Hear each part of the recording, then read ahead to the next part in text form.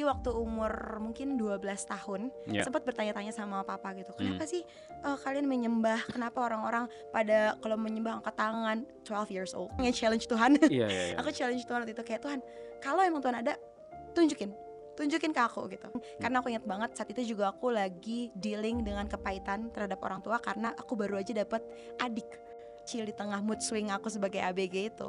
Malah di situ aku jadi pertama kali mendengar suara Tuhan. Peluk aku, dia tarik aku dan dia peluk aku, dia bilang, you are called to preach the gospel to the nations. Kamu dipanggil untuk memberitakan Injil ke bangsa-bangsa. Aku nangis di kamar.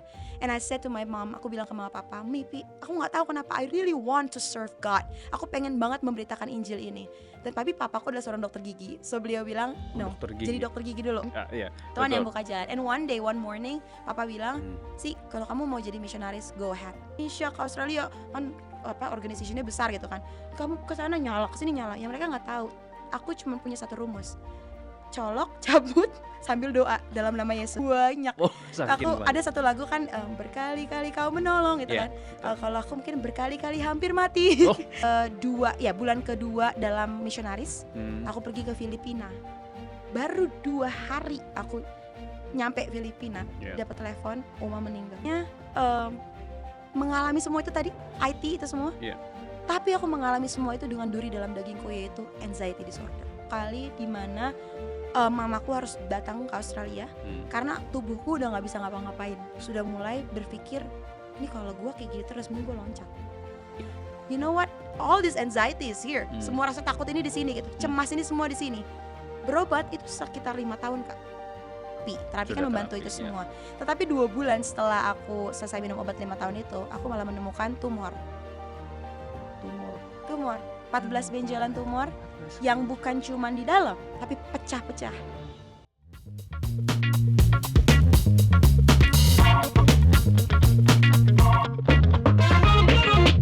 Selamat datang di Open Door. Kembali lagi, kisah-kisah yang luar biasa. Dari semua episode sungguh menarik. Banyak mujizat terjadi. Hari ini juga sama. Semua yang Tuhan lakukan betul-betul sesuai dengan kehendak-Nya, sehingga dunia ini diubah secara luar biasa.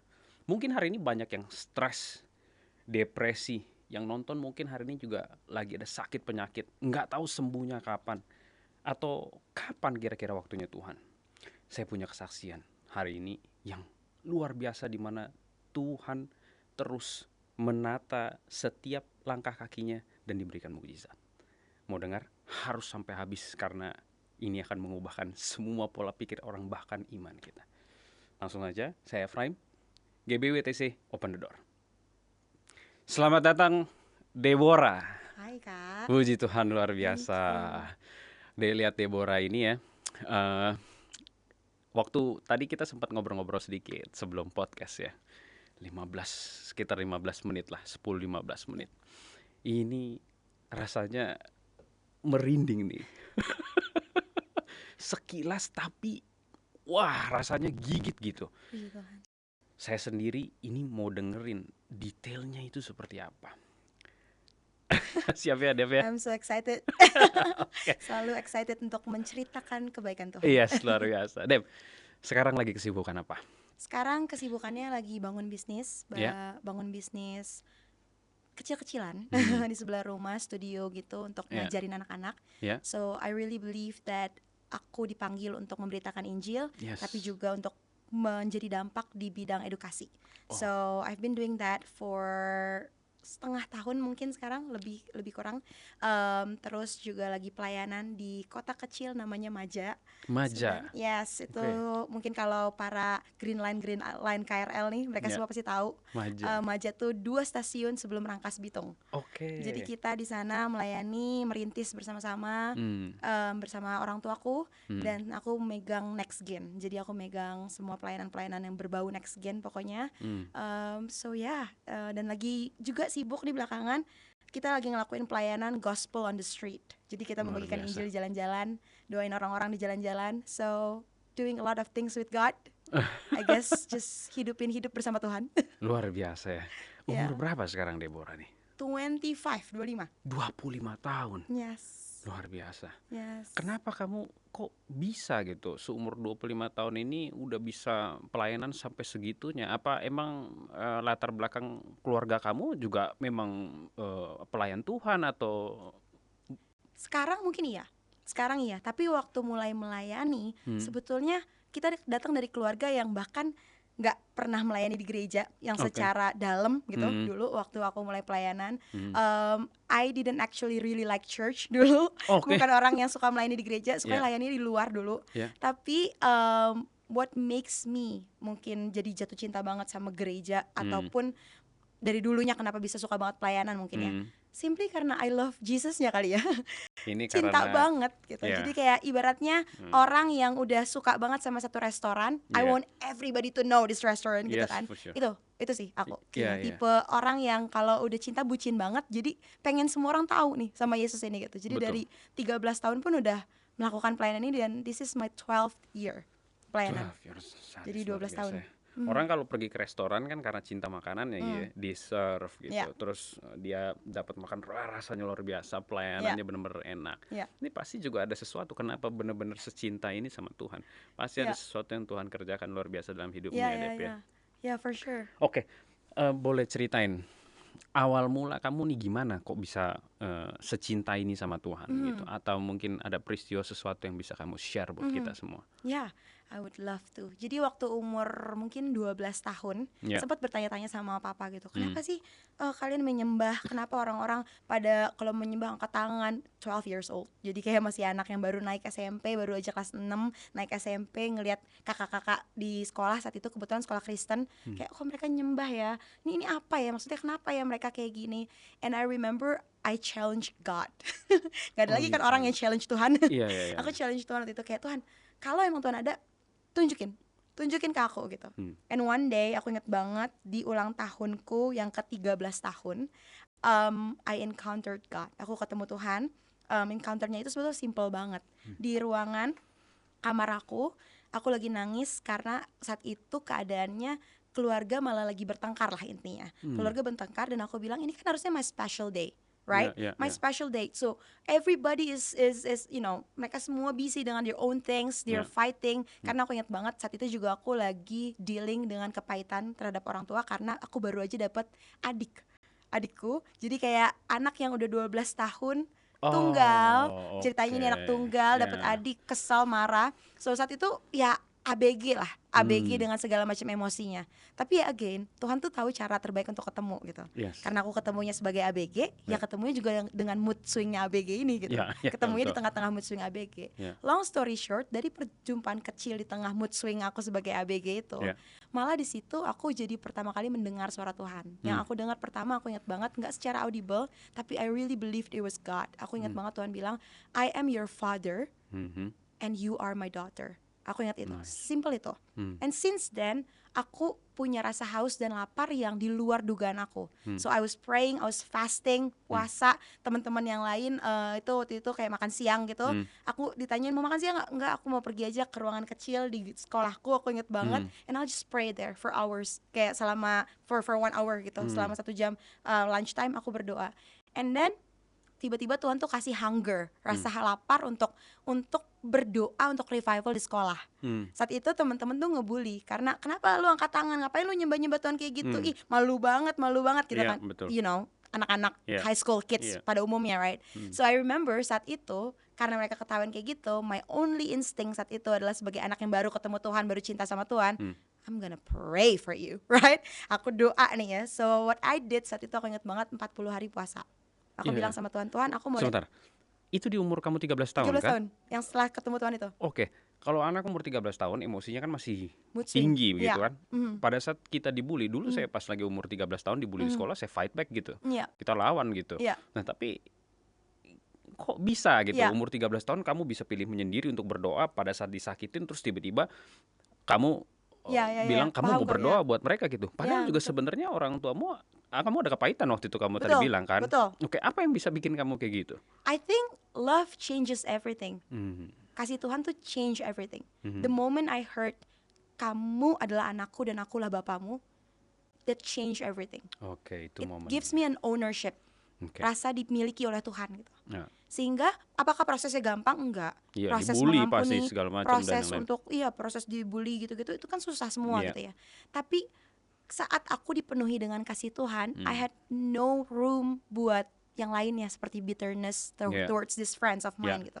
Dan akhirnya yang aku ingat banget aku kan adalah saat aku ibaratnya gini, aku di dalam hadirat Tuhan, He transform me, dia mengubah aku sehingga aku melihat orang-orang itu dengan matanya Tuhan gitu. Full of God's presence. Full of God's presence, of God's compassion. Itu yang aku selalu ingat. Jadi saat aku ngeliat anak-anak di situ, I remember I had such hunger for revival sampai aku tuh bisa, rumahku di Pamulang Kak. Dahsyat. Sekolah aku di Permata Hijau. So aku naik kereta jam 5.50 setiap hari. Buat sampai jam 7 kurang 30, which is jam setengah 7. Kenapa? Karena aku harus sampai sebelum murid-murid sampai. Sekolah kita mulai jam setengah 8. So aku harus mulai sebelum murid-murid sampai bersama dengan satpam. So satpam buka pintu, sebelum satpam datang aku udah depan standby. Satpam bukan pintu, aku lari biar satpam gak lihat kan. Aku lari masuk, aku cari ruangan-ruangan, aku urapin ruangan-ruangan. Lord, I pray for revival. I pray for these people yang bully aku, yang tarik kursi aku, mereka jatuh. Aku berdoa mereka jumpa Tuhan. So I did that for years selama SMP kelas 1, 2, 3 I did that. And guess what? Orang-orang yang dulu ngeledekin aku itu di dalam retret sekolah, they encountered Jesus. And that's what I always say gitu. Gak pernah ada benih yang sia-sia. Benih yang kita tabur di tempat itu, benih doa keselamatan itu pasti Tuhan dengar dan pasti dia akan menuai one day. Walaupun gak di depan mata kita misalnya, tapi I really believe saat kita pray for revival, we seek earnestly. We seek God earnestly gitu ya. Kita cari Tuhan, kita minta revival. And that's what happened. Selama 3 tahun aku SMP di sana, kita melihat puluhan anak-anak, kita bangun komunitas setiap hari Jumat, belajar Alkitab, nyembah cuman dengan kayak speaker, we turn on speaker, YouTube music, we worship every single day, every single Friday. Terus setiap harinya, setiap minggu sekali aku akan khotbah di ibadah sebelum sekolah. And then we just pray, we pray dari yang tadinya 8 orang, 20 orang sampai akhirnya hampir seluruh anak SMP SMA, we just pray. Dan anak-anak yang dulunya tarik kursi aku, anak-anak yang dulunya ngeledekin, anak-anak yang dulunya bilang, lu kenapa gini, they all worship with us. Luar biasa. That's what happened. That's what happened when someone encounters the love of God. Semuanya jadi encounter the love of God lagi gitu.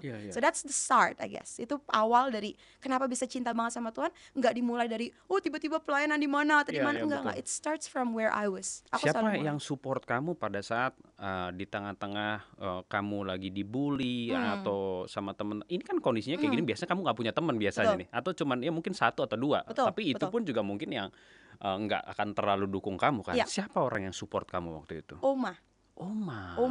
Oma itu dulu sebelum beliau meninggal, aku betul-betul kalau pulang habis dibully, dia akan datang ke rumahku, peluk and comfort me and just be there for me gitu. So I grew up with her basically. Jadi dia yang selalu jadi, aku bilangnya superhero aku. Gitu. Kangen sekali sama Oma dong. Wah banget. Biasa ya. Luar biasa. Oma. Yes, Oma. She's my second home waktu itu. Karena walaupun ada rumah sama mama papa, tetap akan apapun sama Oma gitu. Jadi Oma ini yang support kamu full buat pelayanan kamu dan semuanya. Dalam life in general aja sih. Life in general. Dibandingkan sama papa mama kamu. Saat itu ya. Jadi Oma ini yang support system kamu. Oke. Long short story. Terus begitu kamu udah akhirnya sekolah ini jadi revival nih. Mengalami banget revival besar. Kita retret kayak setahun bisa sekali 2 kali gitu. And then setiap Jumat kita ada ya tadi community itu. And it's a Christian school saat itu. Tapi saat itu anak-anak masih yang suam-suam kuku lah. So I remember I challenge myself, aku puasa. Dan dalam puasa itu pun aku tanya sama Tuhan, Tuhan, kok ini aku punya rasa hunger seperti ini ya? And then I remember aku minta calling dari Tuhan. What is my calling? Like tell me what is my calling? Tiba-tiba ada seorang misionaris dari Australia datang ke sekolah kita. Suatu hari dia peluk aku, dia tarik aku dan dia peluk aku. Dia bilang, you are called to preach the gospel to the nations. Kamu dipanggil untuk memberitakan Injil ke bangsa-bangsa. Saat aku puasa, Tuhan pun mengkonfirmasi hal tersebut dengan banyak berbagai macam hal lah intinya. Nah, saat aku melakukan puasa itu, berdoa, tanya ke Tuhan, aku nggak langsung pergi ke bangsa-bangsa. For years ya itu, aku mulai dari umur 13, itu aku nemuin calling di umur 13. So aku umur 13, 14, 15 masih ini kok gue di Pamulang aja ya, ke bangsa-bangsa, anak kecil masih naik kereta, ngejar busway, naik ojek, kadang harus nabung tabungan uang jajan biar bisa naik Gojek dari Permata Hijau karena capek, biar cepet gitu kan. Tapi intinya saat itu aku inget banget, aku selalu inget, start with what God trusts you now. Mulai dengan apa yang Tuhan percayakan kamu sekarang. And I remember Tuhan panggil aku, oke, kamu pergi ke bangsa-bangsa, kamu pergi memberitakan Injil ke bangsa-bangsa. And my question was how? Right? Gimana caranya Tuhan? Dan suatu hari aku ingat banget, aku ngeliat video di YouTube yang aku pun gak tahu itu temunya dari mana. Video itu nunjukin orang-orang di pelosokan yang gak kenal Yesus. Orang-orang di pelosokan. Jadi video itu nunjukin kayak namanya Unreached People Group, UPG, Unreached People Group, orang-orang di pelosokan yang belum pernah dengar Yesus. So this video shows the emergency of mission. Kenapa kita harus melakukan mission gitu kan. And I remember I cried buat 2 jam gitu, aku nangis di kamar. And I said to my mom, aku bilang ke mama papa, Mipi, aku nggak tahu kenapa I really want to serve God. Aku pengen banget memberitakan Injil ini. Dan papaku adalah seorang dokter gigi, so beliau bilang, no, jadi dokter gigi dulu.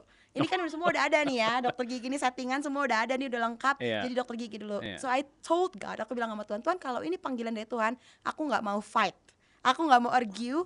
You're going to open the way lah. Tuhan yang akan buka jalan lah, iya kan? Tuhan yang buka jalan. And one morning, Papa bilang, kalau kamu mau jadi misionaris, go ahead, go, daftar, kita pergi. Nggak ada angin, nggak ada hujan. Tiba-tiba dia ngomong, pagi-pagi mau naik kereta, aku ingat banget. Pagi-pagi. And I remember kita apply. Saat aku apply, aku belum lulus SMA. Karena memang aku pikirnya yaudah aku lanjutnya sekolah misi aja nih. So SMA kelas 1 waktu itu. Lanjutnya sekolah misi. Pergilah sekolah misi di Australia. Sampai di Australia ini umur baru sehari setelah umur 16 tahun. Sehari setelah ulang tahun ke-16 pergi ke Australia. Sampai sana orang-orang nanya, ngobrol-ngobrol. Hari ketiga atau hari keempat mereka nanya, kamu umur 16 tahun, berarti kemarin selesai sekolahnya cepet ya? Enggak, kan aku tulis di application-nya aku belum selesai. Hah? Harusnya kan gak bisa dapat visa, harusnya kan gak bisa gitu-gitu kan. So I guess it was just his way. Karena gak ada yang tahu, gak ada yang nyadar. Aku bahkan dapat visa di bawah 30 hari saat itu. Sebagai anak underage, it was very impossible. Dan sejak itu aku melayani di Australia, ke Nepal, ke Filipina. Kita bagikan Injil, kita bagikan Alkitab ke bangsa-bangsa. Sempet tinggal di atas gunung, gak mandi, rambut gimbal. Jadi kayak mengalami hal semua itu. Dan so that's my youth I guess. Tuhan nih kasih sesuatu, dikerjakan secara cepat, ringkas, dan penuh dengan iman gitu ya. Jadi segala sesuatunya dia langsung approve gitu sampai dengan di saat itu. Tantangan apa terbesar yang kamu alami selama kamu pelayanan ini sampai dengan kamu ke Australia ini? Ada sesuatu hal yang kayaknya mau nyerah nih pelayanan misioner susah kan? Karena sometimes kita juga mesti kita pelayanan dengan apa adanya gitu ya. Kadang-kadang mungkin kita nggak bisa berharap makanan yang enak atau apapun itu kan. Atau memang kamu pada saat kamu di Australia sana memang kamu punya tempat yang menaungi kamu di mana kamu dikasih segala fasilitas atau gimana? Not at all. Enggak. Not at all. Kita sebagai misionaris saat itu harus mencari dana sendiri, fundraising. And my parents saat itu juga masih yang merintis. So aku ingat banget buat makan tuh sebulan max itu 500.000 di Australia. Sebulan yang dikirim buat makan. Rupiah, 500.000 rupiah? 500.000 rupiah. $50 lah. $50 sekitar $50. Tapi itu max ya. Jadi kalau nggak ada bulan-bulan dikirimnya $20. So kalau ditanya makannya apa dia foto di sana, sedangkan kalau kita makan soto aja misalnya ya, itu 150.000 sekali makan kan, mahal sekali gitu kan. Atau kita beli ke supermarket $20 nggak cukup buat sebulan gitu kan. So how did you live gitu, pergi ke bangsa-bangsa, apakah orang tua kasih? Not at all. That was the moment dimana aku merasakan supernatural works of God. Fun fact, jadi saat aku di Australia tuh aku melayaninya bukan yang sering keluar. Aku bukan misionaris yang sering ke bangsa-bangsa. Aku melayani sebagai IT. Oh, kamu IT? IT background. Anak umur 16 tahun, Google atau bukan Google, Excel aja aku nggak ngerti cara operate-nya. And I remember, aku di Australia udah sekitar kayak beberapa bulan. Tuhan bilang, aku mau kamu melayani sebagai IT. Karena kita butuh IT, itu kan organisasi besar. Jadi kita butuh IT admin, di mana kita di dalam office itu kan ada komputer, server room, ada online system and all those stuff, right? Dan di situ memang ada pengumuman mereka butuh IT admin, dan Tuhan bilang aku mau kamu.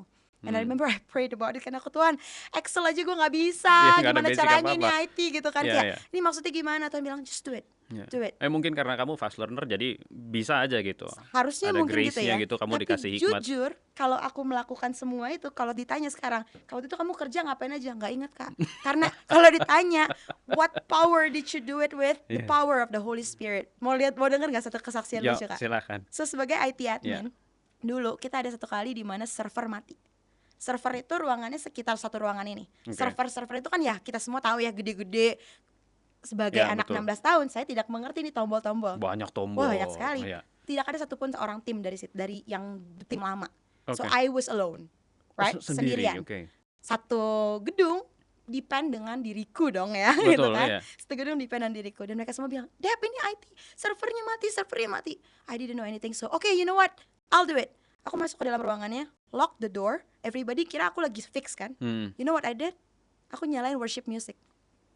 I worship the whole time. Nyala.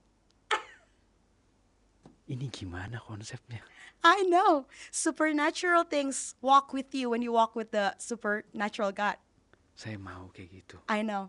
Ada yang lebih parah lagi. Keren banget. 2019 ada sebuah reporting system yang harus kita lakukan. Reporting system ini itu kalau kita bayar orang sekitar ratusan juta. Untuk coding dan bikin online system dan segala macam. Dan kalau kita telat saat itu di Februari 2019, kita harus bayar denda $3,000. We are non-profit organization, so kita nggak punya uang banyak. So kita goal saat itu at least udah nggak usah telat dulu, at least itu, dan nggak usah bayar orang. Saat itu memang ada satu leaderku yang ngerti sekali dengan IT. 2 hari sebelum denda, 2 hari masih stuck otak kita. Dan di saat yang sama aku pun harus fundraising $1,300 untuk pergi ke Lombok, karena saat itu ada tsunami kalau nggak salah. Setelah itu ada tsunami dan aku harus pergi ke Lombok minggu depannya. And I remember saat itu aku biasanya jualan sate, jualan makanan buat dapetin uang buat aku pergi misi kan. Kita cari sendiri, fundraising. Tapi saat itu karena lagi stuck di dalam project online ini, aku tidak bisa mencari dana dong. So I told God, you know what God, aku lagi sibuk ini, yang itu Tuhan sediain ya. So long story short, 2 hari sebelum denda, kita udah sekitar jam 8 malaman, hari Kamis aku ingat. Kita di ruangannya sekecil inilah, ada 4 komputer, aku ingat banget. Aku di sini, leaderku di situ lah kira-kira. Terus aku tiba-tiba di belakang aku bilang, aku dengar Roh Kudus ngomong kode yang saat ini pun aku nggak inget apa itu. Aku nggak inget, Kak. Nggak ingat sama sekali. Aku cuma bilang, aku dengar Roh Kudus ngomong ini, sebuah coding, coba diketik.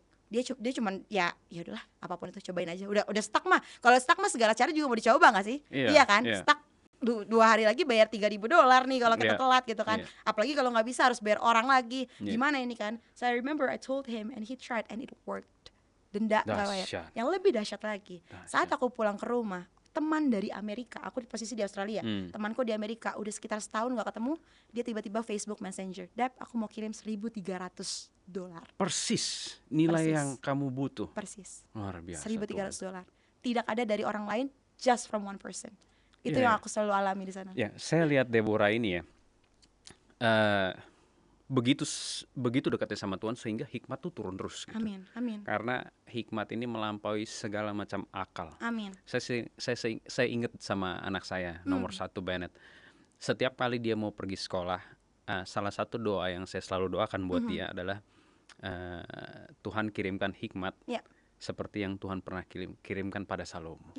Dan anak ini memang betul mukjizat gitu. Setiap dia ada kehadirannya dimanapun dia berada, entah di sekolahnya atau ekskulnya atau lesnya atau apapun, dia selalu lead gitu, selalu jadi nomor 1. Pas kita tanya di rumah, Bennett, apa yang bisa bikin kamu begini gitu, dia cuma bilang, Tuhan bekerja, Dad, selalu katanya gitu. I love that. Ya, jadi saya juga yakin begitu ya. Even itu daddy-nya, sebetulnya kita juga pasti selalu mendekatkan diri sama Tuhan ya. Tapi saya juga merasakan bahwa setiap kali kita terlalu dekat sama Tuhan, sumbernya hikmat tuh turun gitu ya. Jadi coding tadi, supernatural, yang Excel aja nggak ngerti, Kak, tiba-tiba bisa turun. Server mati, terus nyanyi. Dan itu terjadi berkali-kali. Komputer mati. Mereka semua kira tuh selalu dulu tuh ibaratnya gini, dipuji-puji lah. Ini anak masih kecil dari Indonesia ke Australia kan, organisasinya besar gitu kan. Kamu kesana nyala, kesini nyala. Yang mereka nggak tahu, aku cuma punya satu rumus. colok, cabut sambil doa dalam nama Yesus. That's all I do. Komputer mati, oh iya oke, ke kolong meja, cabut, colok lagi dalam nama Yesus. Bunyi apa namanya? Langsung nyala deh, gitu kan, atau semuanya apapun beres. itulah, server online system sampai bikin door system. Sampai Iya. hari ini di Perth mereka masih pakai door system. Jadi Iya. orang-orang buka pintu pakai handphone gitu, kerjasama dengan beberapa orang. It's all wisdom and supernatural works of God gitu. Karena aku inget banget Tuhan panggil aku di tahun itu, umurku saat itu 17 tahun. Aku ingat Tuhan ngomong I call you to do this. Dan aku selalu yakin visi yang datang dari Tuhan juga disertai oleh profesi. Betul. Profesi itu nggak ngomong tentang uang. Betul. Profesi ngomong tentang hikmat. Yes. Profesi ngomong tentang kekuatan. Profesi ngomong tentang hadirat Tuhan yang mengikuti kita. And that's the most important thing I think. Dengan kita berpartner sama Tuhan, mengalami hadirat itu yang akhirnya menjadi overflow-nya apa? Mujizat, supernatural. Itu yang menurut aku overflow-nya. Luar biasa ya. Yes. 10 anak muda kayak Deborah nih bisa ubah dunia. Amin. Yes, let's go. Ya, luar biasa ya. Jadi sebegitu dahsyatnya Tuhan betul-betul berkati kamu, mengiring kamu di setiap apapun yang kamu lakukan, dikerjakan, dibuat berhasil gitu kira-kira. Nah, tiba sampai dengan pelayanan itu, saya yakin juga ya begini deh. Pelayanan itu nggak melulu tentang grace-nya Tuhan. Yes. Pasti juga ada tindak tanduknya si iblis ini yang selalu mengikuti dan bikin kita kadang-kadang jatuh, bahkan sometimes kita nggak percaya lagi sama Tuhan kan. Bahkan saya sering lihat ya, orang-orang yang sudah pelayanan jauh, pelayanan yang hebat, malah sebenarnya akhirnya mereka yang terbelakang gitu ya. Nah, saya pernah tanya beberapa orang, kenapa kok kamu sedemikian lama pelayanan tapi pada akhirnya kamu jadi non-believer gitu, kamu nggak percaya gitu sama Tuhan, bahkan kamu sekarang kamu counter Tuhan gitu, kesannya bohong nih, semua cerita hayalan gitu. Nah, ada nggak momen-momen tertentu pada saat kamu proses pelayanan itu, sampai mungkin dengan hari ini tiba-tiba ada beberapa peristiwa yang bikin kamu udah deh nggak percaya, atau memang kamu sampai dengan hari ini 100% Tuhan itu? No. Jadi ada sesuatu. Banyak. Kayaknya aku gak bisa bilang banyak. Banyak. Aku ada satu lagu kan, berkali-kali kau menolong gitu kan. Kalau aku mungkin berkali-kali hampir mati. Itu aku. Hampir mati. Wah, aku gak tahu berapa kali aku melihat maut di depan mataku. Itu udah dalam hidup aku 25 tahun ya. Dari yang tadi mencoba mengakhiri hidup sampai akhirnya benar-benar dijemput maut ibaratnya gitu. Itu udah semua aku alamin. Kamu mau mengakhiri hidup? Yes. Kenapa? Yes, dan itu di tengah pelayanan sebagai misionaris. Di tengah pelayanan sebagai misionaris, kalau tadi kita look back ya, tadi siapa yang selalu nemenin? Oma. I lost my grandmother, which is basically my everything. Iya Pak, ini oke. Omaku, di saat aku baru saja pergi melayani bulan kedua. Bulan kedua dalam misionaris, aku pergi ke Filipina. Baru 2 hari aku nyampe Filipina, dapat telepon, Oma meninggal. Aku ingat aku cuma di situ jatuh ke lantai karena aku bilang sama Tuhan, kalau nih aku pergi misionaris nih, yang nggak boleh diambil Oma ya. Udah ada janji nih ceritanya, udah ada kesepakatan dong. So saat Oma diambil, obviously pertanyaan pertamaku, kenapa? Kenapa? Kan aku baru melayani Tuhan. Aku kan baru ikut Tuhan. Aku ngikutin semuanya loh. Lu tuh nggak lihat dari zaman di sekolah, Tuhan nggak liatin ini. Kenapa Tuhan? Right? Tapi I ask the word kenapa, pertanyaan kenapa itu sambil melayani di Australia. Sambil melayani. Oma meninggal 2017, which is tahun pertama aku misionaris. Tetap balik lagi ke Australia, tetap pergi lagi ke bangsa-bangsa, sampai akhirnya mengalami semua itu tadi, IT itu semua. Tapi aku mengalami semua itu dengan duri dalam dagingku, yaitu anxiety disorder. Anxiety disorder yang sangat parah. Kamu punya penyakit. Yes. Anxiety disorder. Jadi sambil mengalami tadi berkati kurang apa ya? Mengalami supernatural, semuanya mengalami disediakan. wisdom. Tuhan menyediakan, dan itu hanya beberapa lah dari semua yang Tuhan lakukan gitu. Tapi apakah ada challenge-nya? I was so anxious the whole time. Kenapa? Aku setiap hari itu akan ngelihat, setiap lagi ngebuka HP, masih online gak ya papi? Mami online gak ya? Yang lain semua sehat gak ya? Cek, kalian di mana? Karena takut terulang Kak. Takut terulang. Karena aku jauh kan di Australia, mereka semua di Indonesia. Berarti titik pukulnya pertama kali abis Oma kamu meninggal. Jadi kamu mulai nih anxiety ini. Anxious banget. Parah gitu. Parah banget. Parah separah pernah satu kali di mana mamaku harus datang ke Australia karena tubuhku udah nggak bisa ngapa-ngapain. Sampai segitunya? Karena udah gemetaran terus, nggak bisa tidur. Kalau tidur pun akunya nggak sadar, tapi ternyata aku banting-banting badan. Karena aku takut, dalam mimpiku selalu setiap hari oma, trauma besar lah, trauma besar banget.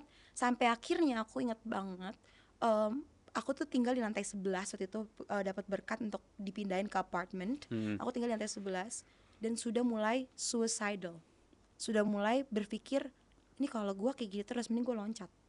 Ini kamu pikiran sadar? Pikiran sadar, sebagai misionaris. Sebagai misionaris. Kita pernah ngeliat ya ceritanya Elia ya. Dia setelah melakukan semua battles dia, suatu hari dia tiba-tiba pengen mengakhiri hidupnya. And that's the kind of thing I felt saat itu. Itu berat sekali. Sampai akhirnya 2019 September, papa, mama, dan ade datang. Mereka yang packingin bajuku karena aku sudah tidak bisa ngapa-ngapain. Ya, mereka tahu, kamu bilang sama. Aku bilang, aku selalu terbuka. Aku selalu terbuka dengan orang tuaku. Puji Tuhannya aku punya orang tua yang sangat suportif dari dulunya. So dari dulunya mereka yang tahu journey aku lah gitu. So aku bilang sama mereka, dan keadaannya saat itu udah nggak mampu lagi, udah nggak memungkinkan untuk aku stay di sana. Mereka yang datang, mereka packing semuanya. Aku selesai sekolah di Indonesia. Pulang. Aku selesai sekolah di Indonesia, semua di packing, kita balik ke Indonesia. Nyampe Indonesia, mulai berobat langsung ke psikiater dan ke Oke, sekolah. sebentar. Pada saat kamu di sana, kamu mau melakukan beberapa kali suicide itu. Apa kamu kan yang kita dengar dari tadi ini, Tuhan bekerja full atas kamu kan, bahkan sepertinya hal yang tidak mungkin, yang mustahil pun juga Tuhan kerjakan di hidup kamu. Apakah pada saat kamu melakukan itu, apakah Tuhan tidak mengcover kamu? Tuhan nggak melindungi kamu dari pikiran-pikiran yang jahat itu? Aku sering banget saat itu dapat pertanyaannya, lu pelayan tapi lu kurang iman ya? Atau lu kurang saat teduh ya? Atau lu kurang bersyukur ya? Pertanyaan-pertanyaan seperti itu yang general banget. So I remember I asked myself juga gitu. Tapi aku ingat di dalam anxiety disorderku, saat setiap aku panic attack, I don't do anything but pray. Ini lucunya, dulu panic attack nyalainnya worship music, dan dengan sadar udah suicidal nyalain worship music. Itu yang aku yakin sih. Aku yakin firman Tuhan itu sebagai jangkar, Kak. Kita mau kemana pun juga, jangkar itu yang menahan kita ibaratnya gitu kan. Nah saat itu I believe bukan Tuhan yang gak cover pikiranku. I believe bukan Tuhan yang gak menyertai aku. Tapi I really believe that sometimes aku diizinin lewat itu semua untuk aku melihat bahwa even di tengah semua cobaan, pikiran, semua itu, aku bisa mendapatkan kekuatan karena kasih karunia cukup. Ibaratnya Yesus ya, saat dia ada di wilderness, itu kan juga dia dapat pikiran-pikiran itu. Not that God wasn't with him, tapi karena Tuhan mau menyatakan bahwa you know what, I've given you the power. Aku memberikanmu kuasa. And I think that's what now I can look back. Sekarang aku bisa melihat. Kamu bisa dulu lihat ya itu. Pastinya tidak ya. Dulu kayaknya saya bertanya, kenapa Tuhan? Kenapa Tuhan? Besoknya ngalamin mujizat, tapi tetap aja, kenapa Tuhan? Ngalamin mujizat lagi, kenapa Tuhan? Ibaratnya kayak orang Israel. Iya betul, persis sekali ya. Pada persis. saat mengalami mujizat sepertinya wah Tuhan ada terus. Tapi pada saat kita dapat problem, kenapa Tuhan kita tanya gitu terus kan? Di kantor ngalamin mujizat, server nyala, bla bla bla, nyampe rumah ingat oma lagi, ingat keluarga lagi, stres lagi, anxiety sangat parah saat itu. Oke, kamu pulang ke Indonesia, kamu terusin gitu, bareng sama papa, mama, dan adikmu itu ya.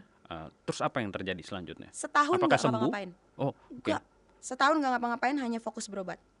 Akhirnya kamu berhenti dari pelayanan juga? Berhenti dari pelayanan, aku ambil sahabat bahkan. Karena saat itu aku di tahap bahkan depresi yang berat 2019 dan plus COVID. Jadi beberapa bulan setelah aku sampai COVID, tiba-tiba 2020 awal kan, COVID, tambah stres dong. Dulu at least gue anxiety tapi gue produktif nih, ya kan? Dulu gue anxiety tapi gue mengalami ini. Sekarang kok residence one lagi ya, gitu kan? Kok kamar lagi, tambah stres, tambah depresi, suicidal thoughts tambah parah. Aku ingat beberapa kali bahkan sudah menyiapkan diri untuk mengakhiri hidup tuh udah ngalamin yang udah tahu plannya, udah ada barang-barangnya semua, itu udah ada. Beberapa kali. Sampai kamu siapin barang-barang itu karena udah saking gak kuatnya, udah parah. Kayak tadi kamu ceritain kamu banting-banting diri lah atau apa-apa. Dan orang mungkin ngerasanya lebay, Kak. Oma doang gitu kan. Tapi yang orang nggak tahu yang tadi Kakak tanya, saat ada masalah terjadi apa, siapa yang ada buat kamu? Oma. So it's like losing setengah hidupku. Makan aja simple snack, oma yang siapin gitu. So orang selalu nganggap dulu lebay banget sih, cuma kehilangan oma. Semua orang juga kehilangan oma gitu kan. But for me, I lost my support system. Anak insecure yang dibully terus. Ini orang nih shieldnya gue nih. Saya ngerti perasaan itu. Waktu papa saya meninggal saya kehilangan setengah.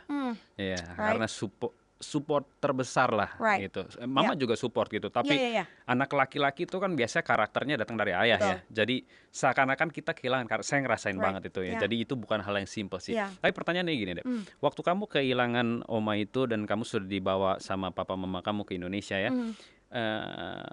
Apakah anxiety itu bisa tetap ada atau nggak adanya tuh apa nggak bisa kamu lihat karena papa mama kamu sudah support kamu kan nggak perlu takut kehilangan siapa-siapa lagi kan karena kan mereka udah ada di situ sebetulnya. Betul. Kan nah apakah kamu masih keinget oma terus nih atau papa mama kamu nggak bisa gantiin oma kamu itu?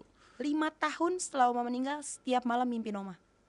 Jadi traumanya sebesar itu terus. Setiap malam mimpi oma, bangun tidur masih nangis nyari oma 5 tahun. Jadi trauma yang sebesar itu mungkin karena menurut aku setelah ke psikolog bertahun-tahun ya, menurut aku karena ada luka-luka lain dalam hidupku, pengalaman-pengalaman lain, sehingga saat kehilangan oma itu trigger terbesar aku yang akhirnya buat aku tuh saat itu punya deep down di aku oma masih ada. So selama 5 tahun mimpi itu terus, anxiety itu muncul terus, dan akhirnya walaupun papa mama masih hidup masih hidup gak ya? Mereka tidur nafas nggak ya gitu. Se-anxious itu kehilangan orang. Iblis nih kejam juga ya. Itu. Jadi sebetulnya karena saking pelayanannya luar biasa gitu, ikut kehendak Tuhan tuh bener-bener maksimal lah gitu. Tuhan iblis ngambil lewat segala macam cara yang kita nggak pikirin. Ternyata oma diambil itu bisa bikin si pintu masuk iblis ini jadi buat kamu stop pelayanan kan setahun kan? Berobat terus. Setahun. Tapi yang aku syukuri adalah selama setahun stop pelayanan, setahun suicidal. Itu yang aku bilang ya, aku ada satu ayat di Alkitab, surely your goodness and mercy will follow me. Aku suka ayat itu karena di situ dibilang your goodness will follow me. Artinya kebaikan Tuhan mengikuti aku. Banyak banget orang-orang yang punya pemahaman kita yang mencari kebaikan Tuhan. Kita mengejar kebaikan Tuhan. Tapi ternyata ayat ini membukakan mataku gitu, bahwa His goodness follow me. Bahkan di tengah lembah kelam itu, saat aku suicidal, saat aku lagi ibaratnya hopeless, putus asa, justru His goodness follow me.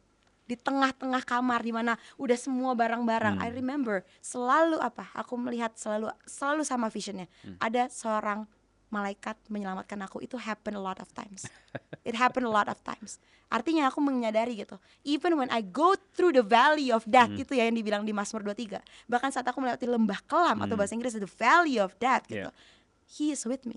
Dia jalan bersama aku, dia bersama aku, dan itu yang membuat aku akhirnya, you know what, all this anxiety is here. Semua rasa takut ini di sini gitu, cemas ini semua di sini. Berobat itu sekitar 5 tahun Kak. Setiap hari minum obat, 13 biji obat setiap hari. 13 biji obat masuk, ada obat-obatan yang bahkan buat tubuh aku nggak kuat lagi. Wah, berobat itu udah kayak ibaratnya dulu tuh obat tuh kayak permen yang dia harus minum 2 pagi, siang 2 lagi, 13 pokoknya sehari masuk. 13 biji. Kalau kayak gini tuh dia nggak ada maksudnya bisa disembuhkan selain obat gitu, misalnya kamu ke psikiater atau bisa. Apapun bisa, tapi obat ini tetap harus ada gitu. The problem saat itu adalah psikiater melihat aku itu udah terganggunya karena sudah mengganggu tidurku. Masalahnya di situ itu. Dan hormon, mereka menganggapnya hormonku saat itu tidak balance, so they were trying to balance my hormone. Minumlah obat selama 5 tahun itu sampai 2024. 5 tahun. 5 tahun. Rasanya apa kayak gitu deh? Rasanya itu kayak sempat pikiran gini, Tuhan kok moody, padahal aku yang moody kali ya. Tapi Tuhan kok moody gitu. Kayak sekali ini aku ngerasa hidup baik-baik aja, besok kok rasanya kayak lembah kelam. Hari ini kayaknya I'm on top of the mountain, besok lembah kelam lagi. So rasanya saat itu naik turun sampai I lost my trust ke Tuhan juga. Sempat yang kayak, ini apa sih kayak gini? Dan orang-orang kan selalu bilangnya apa? Doa, masuk saat teduh, masuk bersyukur. Kalau bisa bilang kamu udah jagoannya. Rasanya pengen nih, ini Alkitab nih dibaca tiap hari nih gitu kan. Pengen kayak, aduh, tapi kan saat itu gak mungkin selalu bisa membela diri gitu kan. Tapi aku ingat banget orang-orang, kurang bersyukur lu kurang doa lu kurang banget lu nyembah. Yang mereka gak tahu, di tengah anxiety, di tengah barang-barang itu semua ada untuk mengakhiri hidup, yang aku lakukan, aku memanggil Tuhanku, and that's what saved me. Yang mereka nggak tahu itu, orang gampang sekali untuk ngejudge, lu kurang doa, lu kurang ini. Yang mereka nggak tahu, di tengah hopelessness, ada Yesus yang menjadi hope dia, karena dia memanggil Tuhan gitu. This is why we should never criticize journey-nya orang. Kita nggak boleh mengkritik journey-nya orang gitu kan. I think that's important gitu. Karena saat itu aku mengalami itu banget gitu. Rasanya dibilang tuh, Kak, kamu kayaknya kena kutukan deh. Kamu itu banyak banget nih kayak gitu-gitu. Kamu tuh kayaknya itu kutukan generasi. Dan ini justru datangnya biasa dari orang-orang percaya. Orang-orang yang percaya. Biasanya orang-orang yang melayani gitu. Oke. Yang datang ke rumah hanya untuk ngomong hal itu tuh banyak. Oke. Pada saat itu 5 tahun kamu berkecimpung dengan obat-obatan itu, rasa stres mau bunuh diri dan segala macam. Apa yang bikin kamu menang pada akhirnya? Selesai nggak itu obat-obatan itu pada selesai. akhirnya? Oh, selesai. 2024 bulan Juli selesai minum obat. Dan sudah dalam prosesi dikurangin sampai akhirnya selesai minum obat. Ke psikolog pun sampai psikolog bilang kamu udah bisa sendiri, maksudnya udah selesai gitu. Sembuh total. Sembuh. Nggak dan ada sampai sekarang pun lagi. Kalaupun ada panic attack, I know how to handle. Kalau ada panic lah, bukan kamu panic udah attack. bisa kontrol I know how nih. to handle karena sudah terapi kan membantu itu semua. Tetapi 2 bulan setelah aku selesai minum obat 5 tahun itu, aku malah menemukan tumor. So it was non-stop. When I say the enemy tried to steal my life, the enemy really did try to steal my life. Jahat. Iblis nih jahat banget. Yohanes 10 ayat 10 itu. Iblis, the enemy comes to steal, to kill, and to destroy. Itu dia. That's what the enemy tried to do to me. Jahat banget. Jahat banget. Nggak suka dia sama pelayan-pelayan Tuhan. Dan bukan satu benjolan, 14 benjolan. 14 benjolan dalam setahun setengah itu aku alami. Saya pikir kayaknya masalah hidup saya paling besar kayaknya. Lihat hari ini kesaksian tuh kok gini ya? Iya. Proses ini. Wow. Saya punya teman juga. Dia punya anxiety disorder.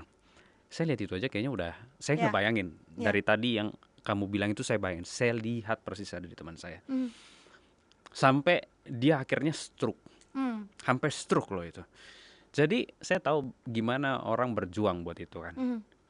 Waktu tadi Deborah bilang, saya tanya, makanya saya penasaran selesai nggak? Karena kalau lihat kamu sehat dengan hari ini selesai harusnya. Maka saya penasaran dengan hancur segitunya. Pas lihat kamu sekarang selesai nggak? Selesai. Barusan saya mau gerak, puji Tuhan gitu ya. Tapi cuman perkara beberapa detik Deborah langsung bilang abis itu tumor. 14 benjolan tumor yang bukan cuman di dalam tapi pecah-pecah. Jalan dikit, ke kamar mandi dikit pecah, pakai kaos pecah, pakai kamar mandi di minimarket gitu baru jongkok pecah.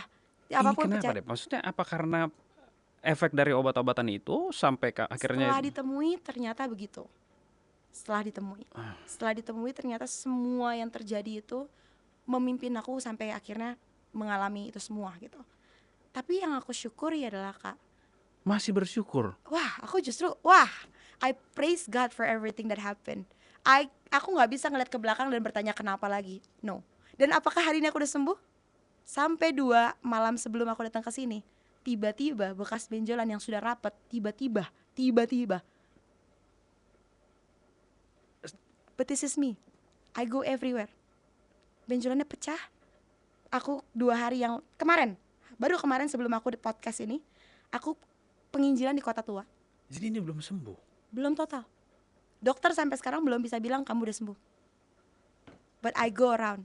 Kenapa aku bilang kayak gini? Karena aku gak bisa, Kak. Semua yang aku lewati semua ini, berkali-kali aku hampir mati, berkali-kali aku hampir mengakhiri hidupku. Dalam 14 benjolan pun berkali-kali dokter sampai bilang, Bu, berserah aja ya karena anaknya kayaknya udah gak bisa ditolong lagi, infeksi hebat. Karena pecah-pecah itu, Kak, tiap menit keluarin nanah, menit lagi keluarin nanah lagi sampai infeksi hebat, sampai dokter bilang saya udah nggak tahu lagi ini penyakit apa, saya udah nggak tahu. Dan bukan satu dokter, bukan satu rumah sakit, banyak sekali rumah sakit dan jalan ke mobil semua bilang harus ada pengangkatan. Dokter yang satu lagi bilang ini udah nggak bisa dibantu lagi, kamu nanti kalau punya anak kamu nggak bisa gini, nggak bisa gitu, nggak bisa gini. Semua dengan negativity-nya masuk, ya kan? Semua dengan negativity masuk. Lebih parah lagi, orang-orang ada yang datang, apa ini kutukan ya? Apa ini, lu kayaknya ngalamin masalah mulu, apa ini kutukan ya? Lu ada dosa nggak lu? Lu udah minta ampun belum? Banyak sekali negativity masuk. Banyak sekali. Itu yang bikin lebih lagi berperang dengan apa Tuhan bakal sembuhin? Apa Tuhan ada di pihak aku? Kamu masih percaya Tuhan kayak Tapi gini? that's what I do. Ada orang-orang yang suka nanya ke aku, Kak, kok masih melayani? Kakak kok kesaksian kan belum sembuh, ya kan? Why? I go around, I walk around, I go from church to church. Aku pergi dari satu tempat ke satu tempat, satu komunitas ke satu komunitas. Aku mau nyampein ke orang-orang bahwa you don't need the miracle to trust in the Lord. Yes. Even if He does, great. Kalau hari ini Tuhan sembuhin aku, I will praise Him. But even if He will not heal me, atau Dia bukan will not, tapi Dia belum menyembuhkan aku, I'm still praising God. And that's what I do. Setiap aku ke rumah sakit, pertanyaan suster adalah, yang sakit yang mana, Kak? Saya. Karena aku akan datang dengan look seperti ini. Iya, kayak kamu nggak punya sakit apa-apa sekarang, sehat gitu. Kamu ngobrol bicara juga nggak pantas sekali dibilang kamu punya tumor atau apapun. Nggak ada yang bisa lihat itu sekarang deh. Nggak ada yang Dan bisa yang orang nggak tahu adalah aku sekarang ini podcast ini, aku lagi datang dengan perban. Masih dapat. But I'm here. Why? Karena aku mau. Terlalu banyak orang didoktrin kalau mujizatnya ada nanti kesaksian ya. You can testify the goodness of God. Bahkan di tengah badaimu. Itu yang aku mau sampaikan ke orang-orang. Gak boleh kita menjadi orang Kristen yang cuman bersaksi kebaikan Tuhan saat kita mengalami sesuatu. No. Setuju. Gak boleh kita bilang, oke, aku akan melayani Tuhan kalau Tuhan sembuhin aku. Siapa kita? Karena penderitaan kita hari ini tidak ada apa-apanya sama penderitaan Yesus yang menyelamatkan kita dari dosa. Itu yang selalu aku katakan. Betul. Penderitaanku itu gak ada apa-apanya. Oh, berdarah-darah tumor aku. Oke, tumorku berdarah-darah, tapi Yesusku juga berdarah-darah untuk menyelamatin aku. Jadi inilah yang bisa dibilang hidup kita adalah mukjizat gitu. Jadi selama kita berjalan mulai dari studio ini keluar, mukjizat terus kita rasain dan bisa kita saksikan. Jadi saya bisa lihat Deborah ini sekarang mukjizat Tuhan yang berjalan gitu. Dimanapun kamu berada melakukan sampai merinding. Karena mujizat buat aku, Kak, mujizat itu bukan hanya kesembuhan. Mujizat bukan hanya penyediaan kayak tadi tiba-tiba disediain $1,300. Mujizat bukan hanya server nyala. Mujizat bukan hanya komputer tiba-tiba nyala, project tiba-tiba dan. Mujizat bukan itu dapat coding tiba-tiba. Itu semua mujizat, tapi bukan hanya itu. Setelah melewati berbagai macam hal di tahun ke-11 tahun lalu dan tahun ke-12 ini berjalan bersama Tuhan, aku bisa bilang bahwa mujizat terbesarku adalah mengenal Kristus. Ketemu sama Tuhan, mengalami Tuhan, mengenal Tuhan. And I love that tadi aku diingetin sama Roh Kudus sebelum aku datang ke sini di Mazmur 34 aku baca yang NIV versionnya. Mazmur 34 ayat 18 dikatakan, The Lord is close to the brokenhearted and saves those who are crushed in spirit. Kenapa aku bersyukur? Kenapa aku tetap memuji Tuhan? Tadi kakak sempat nanya juga, Deb, kamu masih bersyukur? Kamu masih menyembah Tuhan? Why? Karena when I am crushed, I am close to my God. Dan yang aku syukuri, kenapa aku harus bersyukur di tengah keberantakan aku? Because my mess brings me to the message, and that is that God is good. Keberantakanku ini memberikan sebuah pesan, Kak. Betul. Pesan yang orang-orang selama ini punya doktrinnya adalah Tuhan baik kalau dia menjawab doa. Tuhan baik kalau dia memberikan rumah. Tuhan baik kalau dia menyediakan jodoh, kalau dia menyediakan kesehatan, kesembuhan. Tuhan baik kalau ini semua terjadi. Tapi apakah kita bisa bilang Tuhan baik saat keadaan tidak baik-baik saja? Rata-rata orang bakal bisa bilang baik pada saat sudah berakhir. Tapi pada saat prosesnya jarang orang bisa. Saya juga sering ngerasain di kehidupan saya itu. Saya pontang-panting, mulai dari kenakalan remaja sampai begini, sampai saya pernah masuk di penjara juga. Saya pernah dalam keadaan yang parah, narkoba dan semuanya saya rasain. Tapi pada saat hari ini saya menang atas itu semua, saya baru sadar gitu, bahwasannya ternyata saya bisa mengalami semua hal itu untuk kita saksikan buat orang. Ternyata hidup kita ini dipilih, ditetapkan langkahnya sama Tuhan memang sudah untuk jadi kesaksiannya Tuhan gitu. Saya sering tanya waktu dari kecil, Tuhan, kebetulan almarhum papa saya pilot, adik saya pilot juga, yang nomor 4 juga ada 2 pilotnya, 1 insinyur. Saya bukan lulusan yang terbaik, saya bukan mahasiswa yang baik, tapi justru saya mengalami hal-hal yang parah gitu di dunia ini. Saya selalu tanya Tuhan pada saat saya hancur itu, seperti kamu rasakan itu saya selalu tanya Tuhan, saya harus jadi apa gitu, saya harus jadi apa. Tapi ternyata Tuhan mau bilang setiap kali masalah yang kita alami, di mana kita diproses, bahwa ada kebaikan Tuhan di situ untuk sebenarnya kita saksikan. That's why ada podcast ini sebetulnya. Betul, that's good. Karena saya senang sekali. Kenapa saya suka duduk di sini? Setiap kali saya dengarkan kesaksian dari orang itu mengisi saya kembali gitu. Jadi lebih dikasih ingat terus kebaikan-kebaikannya Tuhan. Satu hal yang aku mungkin selalu diajarin Tuhan dalam proses dari yang anxiety, terus 14 tumor itu, Tuhan tuh selalu ingetin aku bahwa mujizat terbesar itu sebetulnya bukan yang disembuhkan tadi itu, tapi mujizat terbesar itu adalah diberikan kekuatan untuk melewati masa sakitnya. Ngerti nggak? Kadang orang kan kayak, ih udah disembuhin, tapi what if kita ngelihat, wih 14 tumor, ih masih tumor, ih masih pengobatan, tapi masih kuat ya, that's mujizat. Iya, orang mesti lihat prosesnya ya. Prosesnya. Bagaimana Tuhan memberikan kasih karunia di tengah proses, itu pun mujizat. Betul. Kita nggak boleh ngomong sama Tuhan, tapi Tuhan belum nyediain kok rumah yang gue mau, uang buat bayar rumah, uang buat bayar anak gue kuliah, Tuhan belum nyediain kok. Will you still say God is good? Apakah kamu tetap akan bilang Tuhan baik? And itu doaku, Kak. Benjolan pecah, mulutku itu selalu sama. Aku punya lirik yang sama di mulutku setiap kali aku sakit. Mau aku di tengah tempat tidur rumah sakit, mau aku ngalamin benjolan tumor yang parah, mulutku selalu sama. Tuhan, di tengah keadaan yang gak baik-baik saja, aku tahu Tuhan baik. I repeat that over and over. Karena aku percaya ada kuasa juga di mulut. Betul. Tapi kalau aku terus bilang, dan aku mengalami ini berkali-kali juga, dimana aku bilang, aduh aku lemah nih kayaknya, aduh aku gak kuat deh. That's what you're gonna get, right? Betul. So if I look back gitu, apa yang memberikan aku kekuatan selama aku lewatin itu semua? Praising God. Makanya kenapa Paulus bilang senantiasa bersukacita, bersyukur kepada Tuhan gitu. Karena saat kita bersyukur, that's when we gain the power. Gratitude gives us the power, right? Saat kita bersyukur, di situ kita jadi fix our mind, fix our eyes. Kita jadi melihatnya, memandangnya itu kepada kebaikan Tuhannya, bukan kepada keadaan aku sekarangnya. And I think that's what changed me. That's what gave me power. Dan orang-orang selalu bertanya, Deb, tapi lu udah ngelewatin semua itu, lu masih mau melayani? Lu masih mau, Deb, memberitakan Injil? Sampai kemarin, baru tadi malam aku pulang sekitar jam 1:30 pagi. Karena aku ngelakuin pelayanan di jalan-jalan bersama tim kita. Kita pergi ke jalan-jalan, kita doain orang-orang di jalanan. Orang-orang kita cuma dengan satu kertas, yuk mau didoain gak? We do that now. Ikut dong. People come. Oh, do you wanna come? Yes, please come. Yes. Oh my goodness. Yes. We just pray for people, Kak. Dan orang-orang itu datang. Mereka yang datang, mereka kita doain. And orang-orang suka tanya gitu, Kak, kok masih mau melayani? Kak, kok masih mau setia?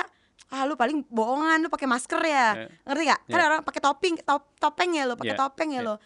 What people don't know is that you see me strong now gitu. Kalian nggak tahu aku kuat sekarang, tapi apa yang memberikan aku kekuatan? Tempat sunyi yang orang nggak lihat. Malam-malam di mana aku sujud minta kekuatan Tuhan. Tempat di mana aku lock my door. Kneel for your Lord. I kneel for God. That's where I find my strength. Saya betul-betul amazed lihat Deborah ini, anak-anak muda. Kalau ada anak-anak muda, kita ikut doa. Tadi kita doain buat. Come on. Buat. Kita kadang di GBK di Kota Tua, we just pray. Kita jalan bareng-bareng, terus kita datang kita doain. Kayak tadi ya, siapa mau didoain ya? Orang-orang datang kita doain. Betul. Time. Ada satu kesaksian kemarin, ibu-ibu gitu, dia kayak seorang kayak jualan tisu-tisu gitu. Dia cuma bilang, kakak tuh orang kaya ya. And I just came with my story. Papa saya dulu tukang ojek nih, Bu. Saya dulu sakit, semuanya cerita. Dan dia cuman respon dia cuma satu, melongo. Bisa ya gitu, Kak? Tuhan ada ya, Kak? That's what people need to hear. Karena yang mereka belum pernah dengar adalah kebaikan Tuhan, betapa hebatnya Tuhan, betapa luar biasanya Tuhan. Yang orang-orang ternyata belum banyak yang dengar, Kak. Terlalu banyak orang-orang di luar sana yang belum kita perhatikan. The church needs to move now. Come on, the people need to hear the gospel. Gak ada satu hambatan pun buat kita untuk tidak melayani Tuhan. Sama sekali gak ada. Even ini 14 tumor dan masih berjalan sampai hari ini, tapi semangatnya Deborah ini luar biasa. Dan pada akhirnya setiap kali Deborah berjalan, disitulah mujizat Tuhan berjalan. Yang tadi mau disampaikan, kadang-kadang kita bilang bahwa mujizat itu terjadi setelah ada kesembuhan, setelah ada sesuatu yang kita dapatkan, selesai dari masalahnya. Padahal sebenarnya menurut Deborah, mujizat itu kita rasakan setiap hari pada saat prosesnya, betul ya? Dan benar-benar Tuhan berkehendak atas hidup kita. Sampai hari ini Deborah terus dikuatkan, dimenangkan. Terus sekarang ada nggak perasaan pada saat tumor kamu ini lagi bekerja gitu ya? Apa rasa sakit yang kamu rasakan? Kemarin saat aku penginjilan di Kota Tua, itu udah lama gak sakit sesakit itu.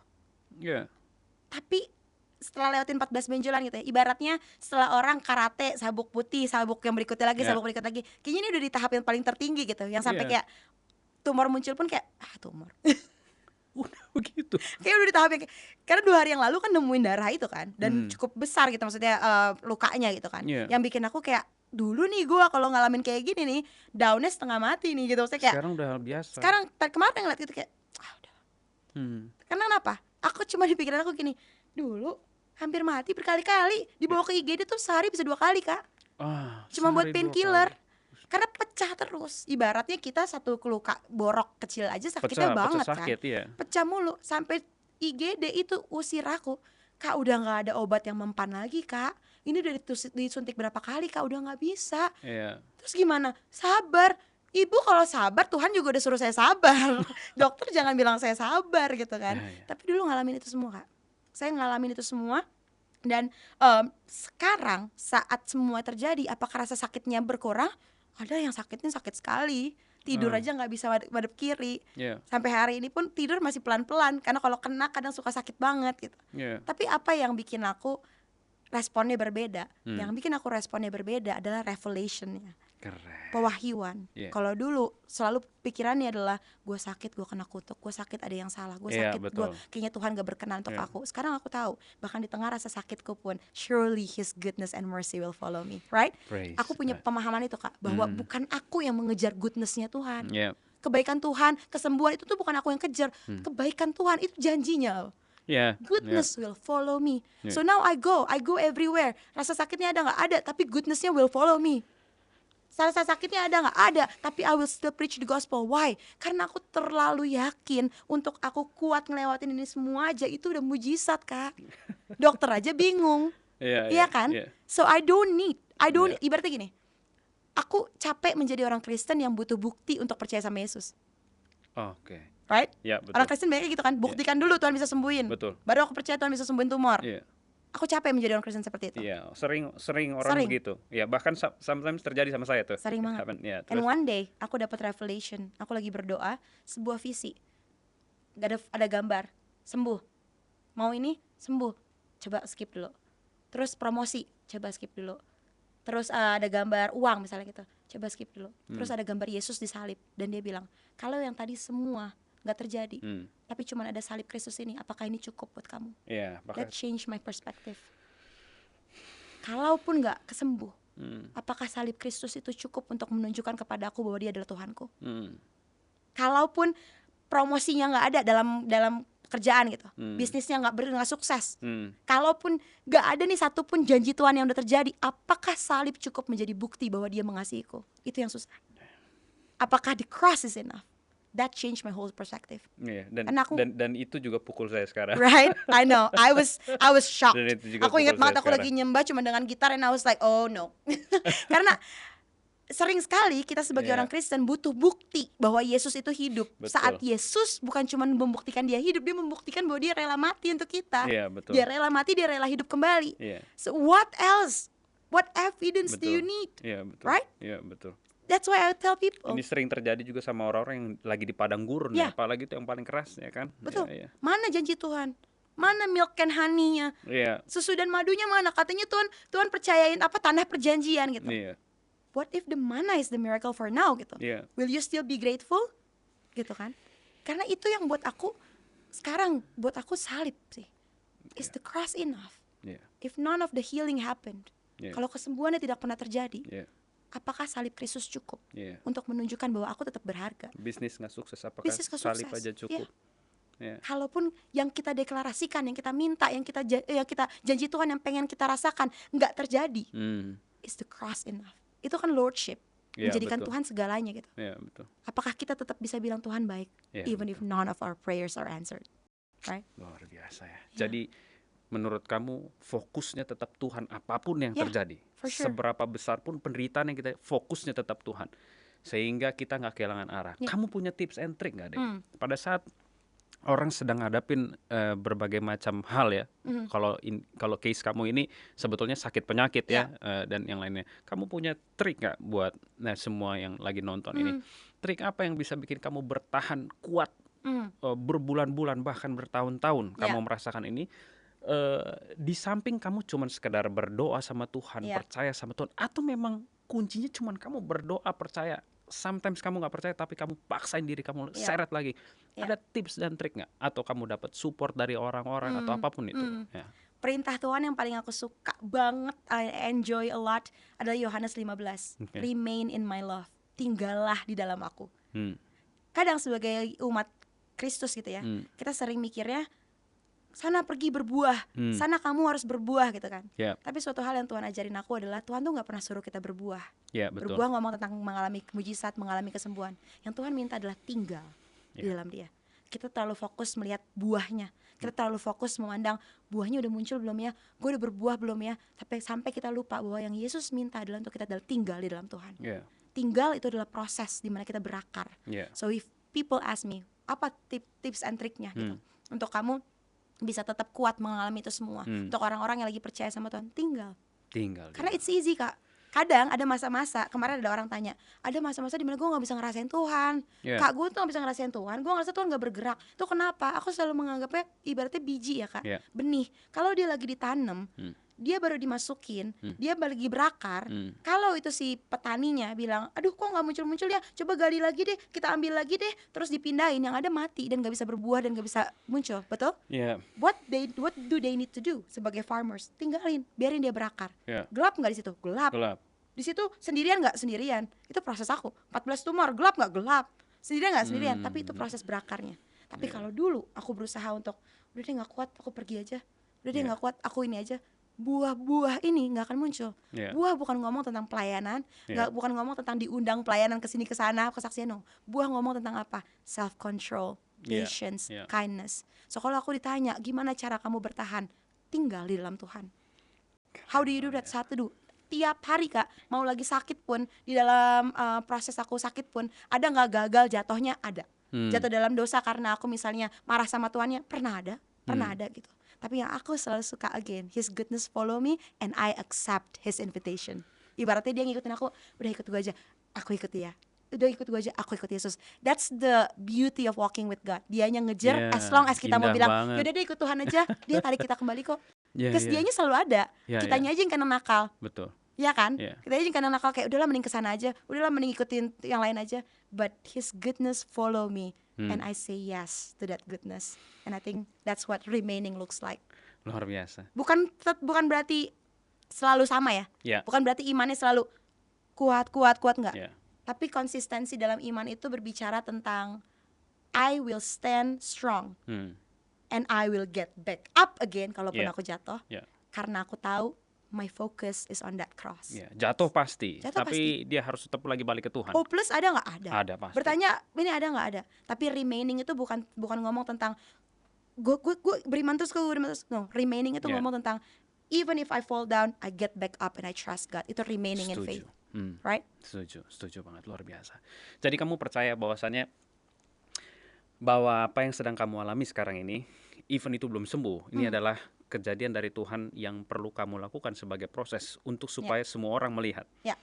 Guys, coba kita lihat betapa baiknya Tuhan atas kehidupan Deborah yang pasti juga bisa terjadi dalam kehidupan kita semua.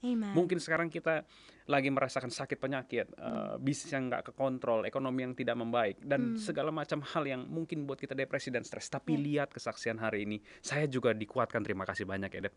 Bahwasannya yang mesti kita lihat adalah apakah salib Tuhan cukup untuk mengatasi semua persoalan hidup kita. Kalau kita nggak punya apa-apa sekarang, kalau seandainya saya berpikir tadi ya, yang saya kasih keluarga saya, kalau tiba-tiba keluarga saya diambil, apakah salib itu cukup untuk saya? Mungkin di detik itu saya mungkin akan, mungkin papa saya aja kemarin begitu dipanggil Tuhannya, saya wah hancur banget gitu, benar kayak kamu bilang kehilangan oma gitu ya, separuh hidup hilang itu. Tapi kalau misalnya seandainya terjadi ya sama saya, mungkin iman saya akan jatuh, tapi seperti yang kamu bilang, kalau kita terus mau merasakan kasih Tuhan, pasti kita berdiri lagi secara kuat gitu ya.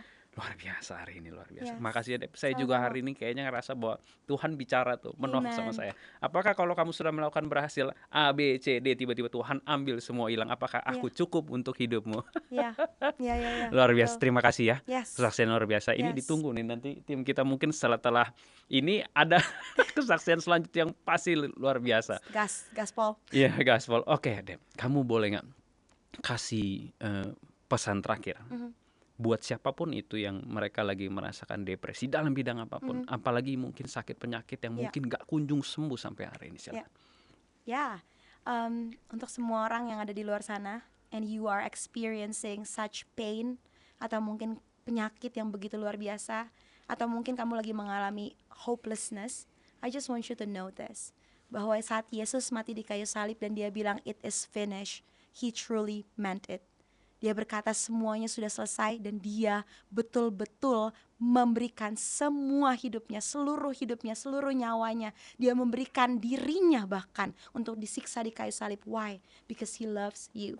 So kalau kamu ngerasa kamu gak berharga, kamu ngerasa kamu gak dipandang, kamu ngerasa kamu sudah gagal, guess what? Tuhan tahu semua itu, and yet he chose the cross for you.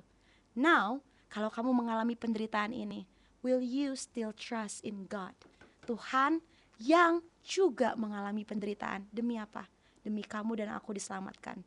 So know this, gak ada penderitaan kita di bumi ini yang melebihi penderitaan Yesus saat dia memberikan hidupnya untuk menyelamatkan kita. So even kalau penderitaan hari ini belum selesai, will you still believe bahwa penderitaan dia sudah mengakhiri semuanya di kayu salib? And will you still trust God even when you don't see anything? Because this is the time buat kita bangkit menjadi generasi anak-anak muda yang tetap berkata, ya Tuhan Engkau baik, bahkan saat keadaan tidak baik-baik saja.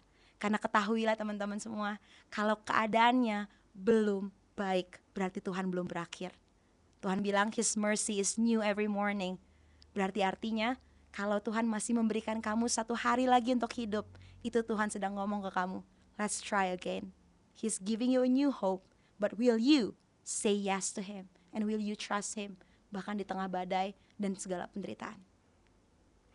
Ibu Pendeta Deborah. Saya barusan ngerasa diberkati. Tuhan kayak bicara sama saya. Amen. Tuhan pakai kamu lebih luar biasa lagi. Amin. Saya yakin percaya setiap langkah kaki kamu itu pasti Tuhan berkenan. Amen. Semua orang bahkan dipulihkan. Saya ngerasa dipulihkan. Terima kasih banyak sekali, Deb.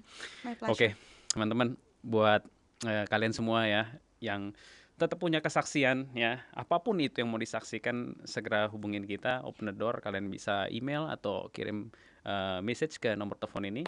Sekali lagi, jangan lupa disaksikan dari awal sampai akhir. Kalau perlu diulang, saya pengen nanti begitu video ini udah jadi, saya pengen nonton berulang-ulang. Terima kasih banyak sekali ya, Dep. Oke, sampai ketemu lagi. Saya Efraim, GBWTC Open the Door.